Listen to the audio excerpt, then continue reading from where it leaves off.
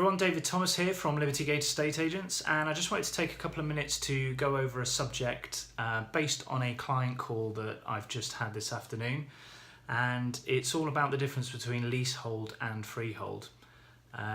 Really do your research on this and understand it before you buy a property. The main difference is the freeholder owns the land underneath the property as well as the property itself. And if you own a lease, you typically own a lease on the internal space or the confines of the property for a set period of time. The freeholder still retains the land underneath.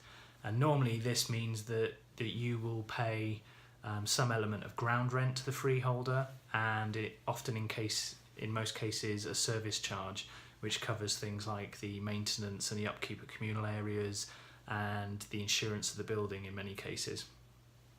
Some of these responsibilities can be passed on in leases to leaseholders, so this is why it's imperative that you read the detail of your lease and find out what it covers, what your obligations are, but also what the obligations of the freeholder is, and that it is clear.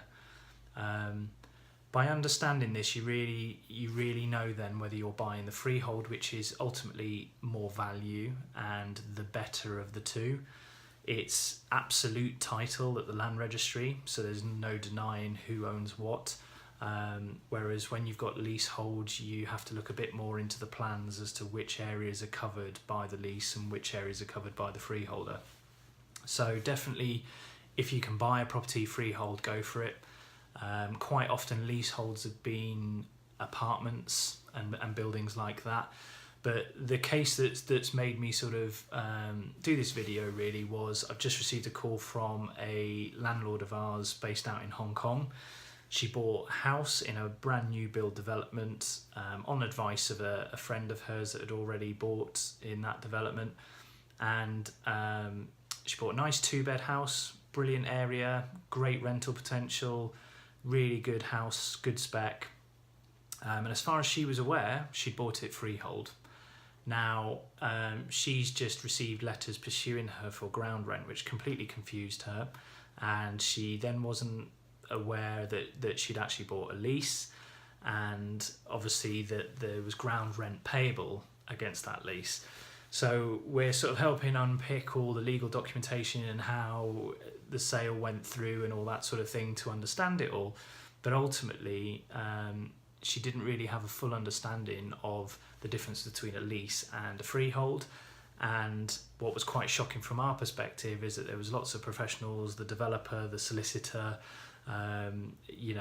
potentially an agent that was involved at the time, and they've obviously not spotted that there was a knowledge gap there and the understanding of a leasehold and a freehold. So all I'd urge is that anybody looking to buy a property really investigates whether you're buying a leasehold or a freehold, but then don't just stop there. Look into all the detail. Look into the lease. As much as it can be a very detailed and intensive legal document, make sure you understand all those terms and question it with your solicitor. Ask your agent to look over it and give their opinion on it, and then just make sure that you're completely covered and that there's no uncertainties. So please bear that in mind, the importance of understanding leasehold and freehold, and use the expertise and the team around you to check everything before you buy. So hopefully this is a bit useful. There's lots of information out there on the internet about the difference between leasehold and freehold. We've got a blog post on our website that details it a little bit more. But yeah, do your research and it'll just make for a much smoother process of owning your new property.